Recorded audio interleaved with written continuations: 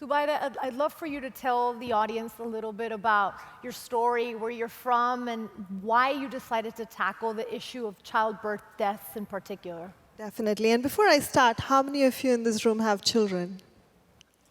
That's a lot of people. Okay, so my name is Zubaida Bai, as I was just introduced, a mechanical engineer turned social entrepreneur. I specialized in product development and design from Europe and went back to India to serve the women that I've seen suffer all my life. Having worked 4 years in India developing products, I basically decided I want to spin off on my own. My husband and I knew that we were passionate about women and decided to just go ahead and look for opportunities and started speaking to women.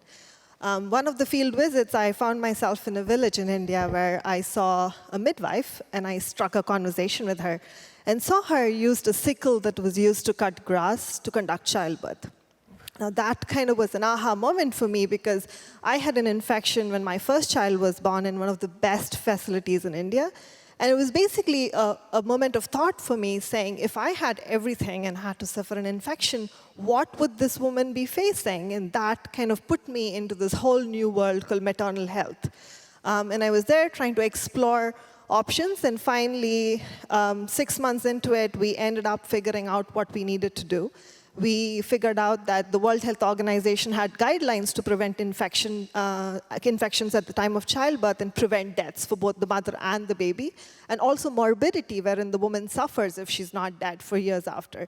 So here's our product. This is our first kit that costs $3 that can basically prevent infections that happen at the time of childbirth in the developing world. Wow, can you show them what's inside? Definitely. So it basically has a clean and sterile blood-absorbing surface, a cord clamp, a surgical blade, a pair of gloves, a bar of soap, and a baby wiping sterile cloth that is used to wipe the baby as soon as the baby comes out. So tell us, thank you. Thank you. You're tackling this huge issue, which is really a global issue.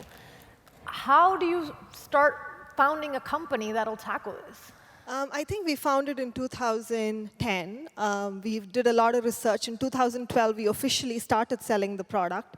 And to our surprise, I think we sold over 60,000 products in the last 2 years. And in about 11 countries. So we knew that the product is global, the need is huge. All that we need to figure out is a distribution channel to take many more products like this to the market. And we definitely knew that the poor are not poor in mind. A $3 product is something that a woman can think about and afford, and if not, make herself to afford. And even if not, we are there to support her to make it happen. How has the product been received? Very, very well. I mean, like a company as small as ours, having sold 60,000 units in the developing world, we feel is a big achievement. And we are well on our way to selling about 50,000 this year in itself. And definitely, we feel that there is a huge demand and need, but there is also kind of a lot of ignorance that kind of foresees that. So we feel at least the purse that comes with it makes the mother happy. And we do a lot of advocacy among healthcare workers to understand the need and make sure that, and ensure that they use it at the time of birth. This is a for-profit company. It is a for-profit company. So tell me, was that a challenge in the beginning?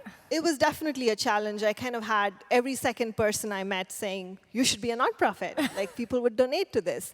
Of course, I think we are definitely dependent on donations to a certain extent, I would say, but we really want to prove ourselves and the model because we've seen that products like this, at least in the maternal health world, have been done as charity before. And women are just dumped on products that are not high quality or at par with what they deserve. And so we definitely feel that this is the model to go forward. That's great. What is the difference of eyes as it pertains to other health companies out there? I think there's a lot of health companies, but what we are seeing is there's no company doing a for-profit, frugal technology distribution and product development in the maternal health space. So we found that really niche market where we think that maternal health is always, in the developing world at least, has always been seen as charity, something anybody can give away and anybody can accept. But I think creating that market and building the road as we go has been very interesting for us, and we think that's where the niche is. What's next for you, Zubaida? The next is definitely a newborn kit, which is about infection reduction for babies for 24 hours post-birth, and a postpartum hemorrhage kit. And what we feel going forward the next 5 years, we would have created a distribution system that's as efficient as any pharma companies that will take as many low-cost, high-quality products to the women who really need it.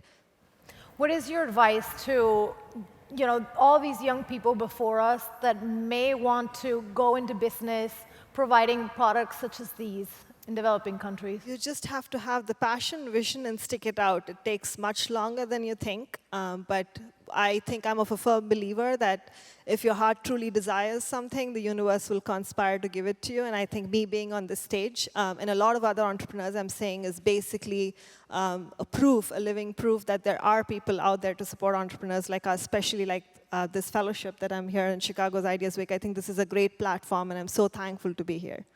Well, Chicago Ideas Week is honored to have you, Zubaida Bai, 2014 Thank you so much, everybody. BHSI Fellowship recipient. Thank you. Thank you so much. Thank you.